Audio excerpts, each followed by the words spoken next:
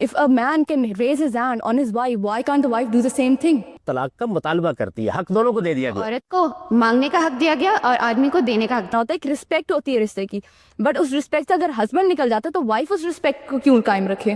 سلامتی ہے ان آنکھوں پہ جو ہدایت پہ نظریں جمائے بیٹھی ہیں, ان کانوں پہ جو ذکر خیر کے منتظر رہتے ہیں, اور ان قدموں پہ جو ہدایت کی راہ پہ گامزن ہیں.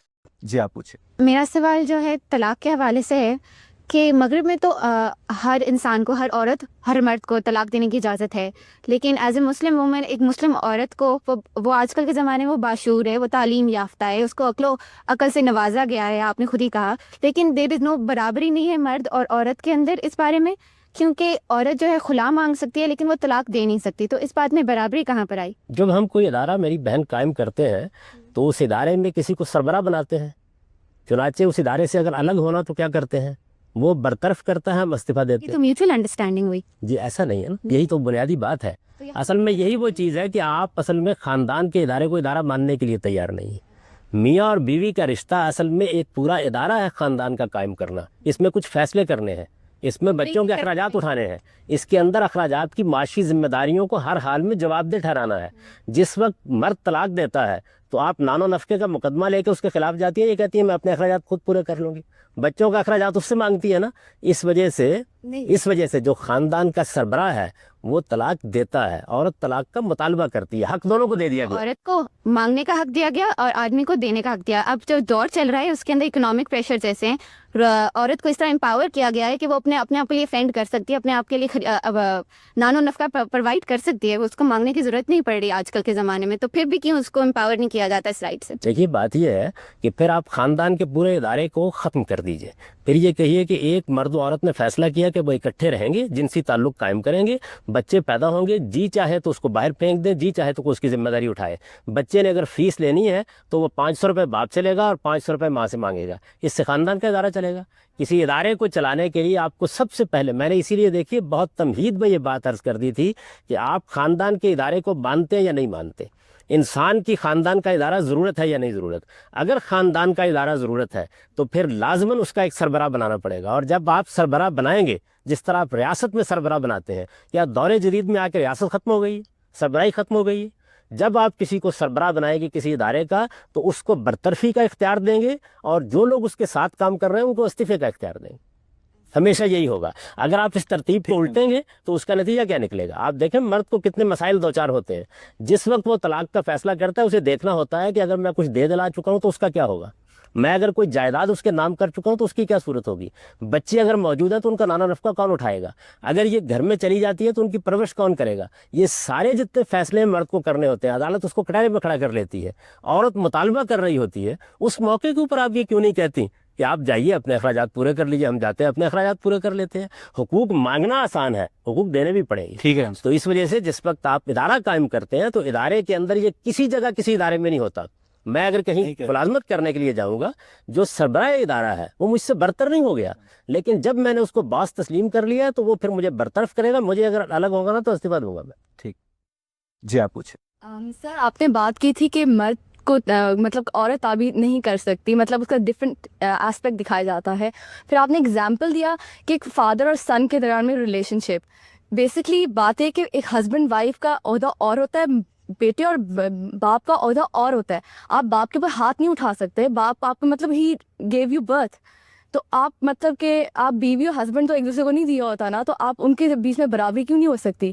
If a man can raise his hand on his wife, why can't the wife do the same thing? میں نے یہ بات عرض کی ہے جی کہ موجودہ جو ہماری تہذیب ہے وہ اصل میں میاں اور بیوی کے رشتے کو اس برتری میں تسلیم ہی نہیں کرتی جس جگہ پر قدرت نے اس کو رکھا ہے.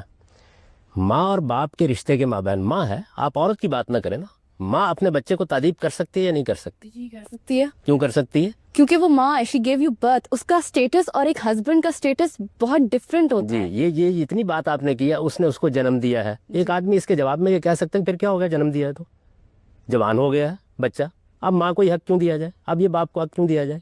اصل میں یہ حق کیوں دیا گیا ہے اس پہ غور کیجیے. یہ اس لیے دیا گیا ہے تاکہ سوسائٹی کا نظم قائم رہے. سوسائٹی کے نظم میں ایک بہت بڑا ادارہ ہے خاندان. خاندان کا ادارہ اگر انسان کی ضرورت ہے تو پھر اس کے بعد اس کا کوئی سربراہ ہوگا، اور سربراہ ہوگا تو آپ کو سربراہ کو کچھ اختیارات دینے پڑیں گے، کچھ ذمہ داریاں اس پر ڈالنی پڑیں گی۔ قرآن مجید نے اسی وجہ سے یہ بات بیان کی کہ شوہروں کو ایک درجہ برتری حاصل ہے بیوی پر، نہ کہ مرد کو عورت پر۔ میری ماں کو میرے اوپر 3 درجہ برتری حاصل ہے۔ یہ عورت اور مرد کا تقابل نہیں ہے، یہ اس رشتے کا مسئلہ ہے۔ آپ اس رشتے کو تسلیم کریں کہ وہ کیا رشتہ ہے۔ اگر یہ رشتہ ٹوٹ گیا تو اس کے بعد اصل میں باپ کا رشتہ بھی وجود میں نہیں آ سکتا۔ باپ کا رشتہ پیدا ہی اصل میں میاں اور بیوی کے رشتے سے ہوتا ہے۔ پہلے بیوی ایک شوہر کی حیثیت سے اس کو ایک برتری کی جگہ پر مانتی ہے، اس کے بعد یہ برتری بچوں کو منتقل ہوتی ہے، اس سے پورا خاندان وجود میں آتا ہے۔ اصل میں قرآن مجید نے اسی وجہ سے اس کو موضوع بنایا، اور موضوع بنا کر اس کی ایک ایک چیز میں قانون سازی کی۔ یہ بتایا کہ وَلِلرِّجَالِ عَلَيْهِنَّ درجہ، میاں اور بیوی کے رشتے میں شوہر کو ایک درجہ برتری حاصل ہے۔ اگر یہ برتری آپ نہیں مانتی تو پھر اصل میں خاندان وجود ہی میں نہیں آ سکتا۔ حافظ صاحب، آج کل کی ماڈرن لائف میں میاں بیوی آپس میں دوست بن کر رہتے ہیں، وہ اپنے سارے مسئلے ڈسکشن سے حل کر لیتے ہیں، کسی کو ضرورت نہیں پڑتی کہ وہ ایک دوسرے پہ ہاتھ اٹھائیں۔ یہ محض ایک یوٹوپی ہے جس کا آپ ذکر کر رہے ہیں۔ یہ بات یہ ہے کہ ماں اور بیٹا بھی دوست ہو سکتے ہیں، باپ اور اس کی اولاد بھی دوست ہو سکتی ہے۔ ایک دوستی وہ ہے جو مرتبے کو تسلیم کر کے ہوتی ہے، اور ایک دوستی وہ ہے کہ جس کے اندر آپ برابر کی سطح پر لوگوں کو کھڑا کر دیتے ہیں۔ پھر اس کے بعد ذمہ داریوں میں فرق کیوں کرتے ہیں؟ میں یہ کہتا ہوں بات وہاں سے کیوں نہیں شروع کرتے کہ ایک میاں اور ایک بیوی کے درمیان میں ایک تعلق پیدا ہوا، اب کس کے اوپر ذمہ داری ہے بچوں کی کفالت کرنے کی؟ مرد کے اوپر ہے یا عورت کے اوپر ہے؟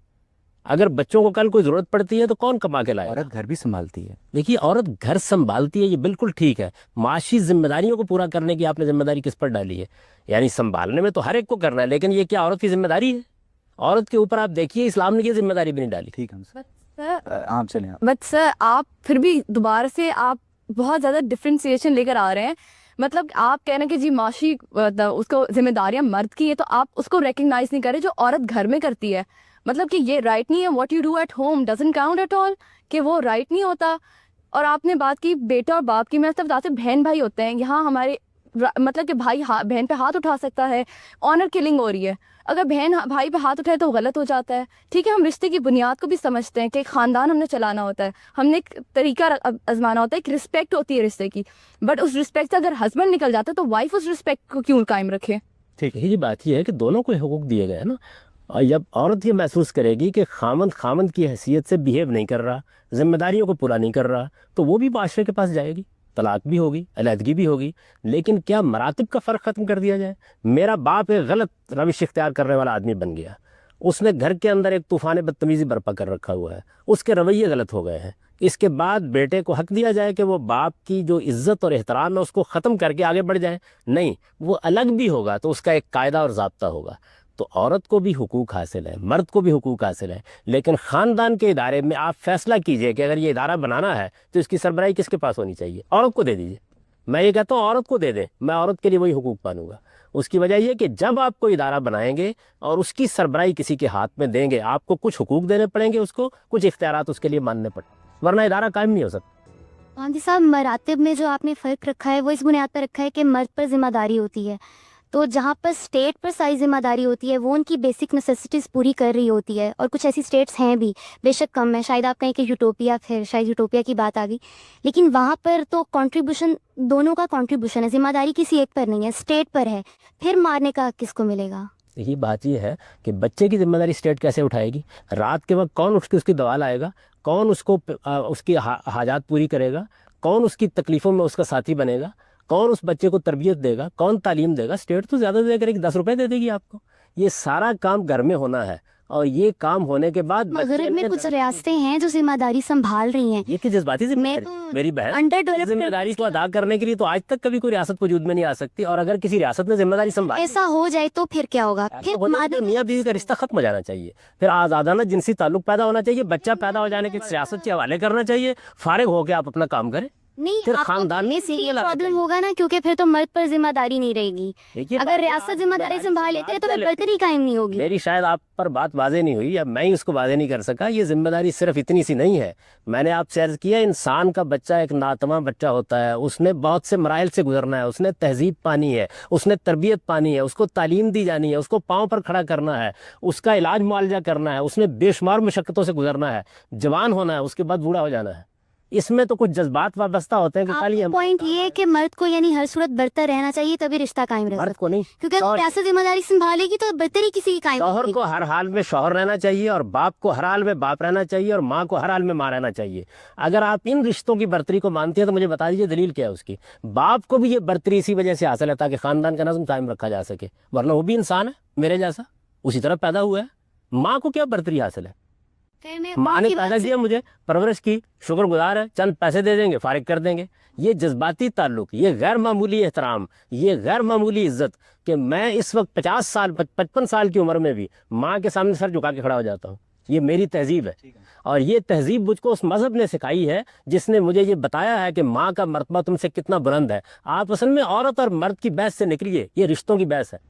سر آپ بار بار یہ کہہ رہے ہیں کہ مرد کی ذمہ داری ساری ذمہ داری مرد کے اوپر، آپ دوا کی بات کرتے ہیں۔ آپ یہ بتائیں جو ماں رات رات جاگ کے بچے کے ساتھ رہتی ہے اس کی ذمہ داری نہیں؟ ایک بیوی کے تحت وہ جب ہسبینڈ کے لیے سارا دن انتظار کرتی ہے، اس کا گھر صاف کر کے، اس کی ذمہ داری کاف نہیں کرتی؟ آپ صرف ایک مرد اور ایک شوہر ایک باپ کی ذمہ داری کی بات کر رہے ہیں کہ معاشی ذمہ داریاں صرف سب کچھ نہیں ہوتی، ایک ایموشنل اٹیچمنٹ ہوتی ہے، ایک ساتھ دینا ہوتا ہے، ایک سپورٹ ہوتی ہے، ایک ہیلپ ہوتی ہے، گائیڈنس ہوتی ہے۔ یہ عورت کرتی ہے، گھر میں بچہ پالتی عورت ہے، مرد نہیں پالتا، وہ باہر کام کر رہا ہوتا ہے۔ تو don't you count that as a responsibility, a full fledged job? ٹھیک ہے اس میں پیمنٹ نہیں ملتی، آپ کو پیسے نہیں ملتے، مگر وہ ایک بہت چیز کاؤنٹ کرتی ہے۔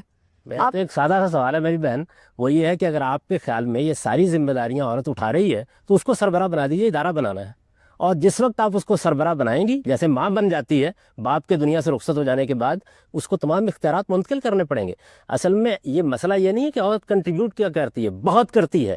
اسی وجہ سے باپ کے مقابلے میں ماں کا درجہ 3 درجے زیادہ ہے۔ ماں کو رسپیکٹ اور احترام 3 درجے زیادہ مجھے دینا ہے۔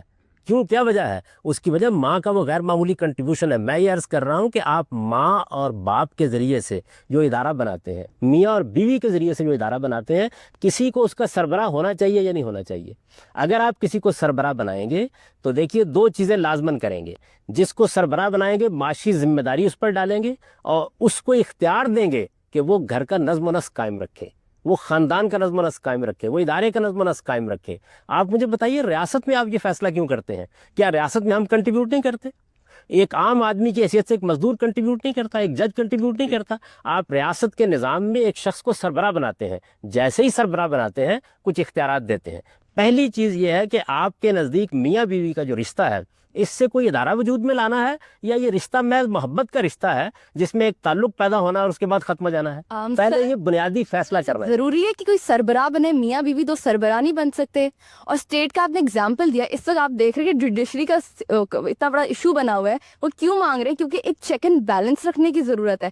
صرف اگر آپ ہیڈ آف دا اسٹیٹ بنا دو، مشرف صاحب جو ہیڈ آف دا اسٹیٹ بن گئے تھے، ان پہ چیک آف بیلنس رکھنے کا کس کا حق تھا؟ مطلب کون کرتا؟ آپ صرف ایک بندہ تو نہیں کر سکتا، یو نیڈ جو جوڈیشری، پارلیمنٹ ہوتا ہے، ڈفرینٹ لوگ ہوتے ہیں جو کوشچن کر سکتے ہیں کہ آپ یہ کیوں کر رہے ہیں۔ آپ ان کی، کیونکہ سربراہ ہونے کا یہ مطلب تو نہیں کہ وہ پرفیکٹ ہے، جو کر رہے ہیں وہ پرفیکٹ ہے۔ بیوی اور ہسبینڈ ضروری نہیں کہ ایک سربراہ بنے، دونوں ایک بانٹ کے اگر اپنی ذمہ داری بانٹے اس طریقے سے چلے۔ اتنی اچھی ضروری بات آپ نے کی، یعنی سربراہ تو بنانا پڑے گا لیکن چیک اور بیلنس کا نظام قائم کرنا پڑے گا۔ یہی قرآن نے قائم کیا ہے، یعنی ایک طرف اس کو سربراہی دی ہے، دوسری طرف اس پر کچھ ذمہ داریاں ڈالی ہیں، معاشرے کو انوالو کیا ہے، اس کی تعدیب کے انتظامات کیے ہیں، یہ بتایا ہے کہ اگر وہ سرکشی اختیار کرے تو سوسائٹی کو کیا کردار ادا کرنا چاہیے۔ یہ چیک اینڈ بیلنس ہی ہے۔ جب سربراہ ہوگا چیک اینڈ بیلنس کا نظام ضرور بنایا جائے گا، لیکن کچھ اختیارات اس کو دیے جائیں گے۔ وہ اختیارات دیے بغیر نظم اجتماعی نہیں چل سکتا۔ میاں اور بیوی کا تعلق اگر دوستی پر مبنی تعلق ہے تو گھر اور خاندان کا نظام نہیں بن سکتا۔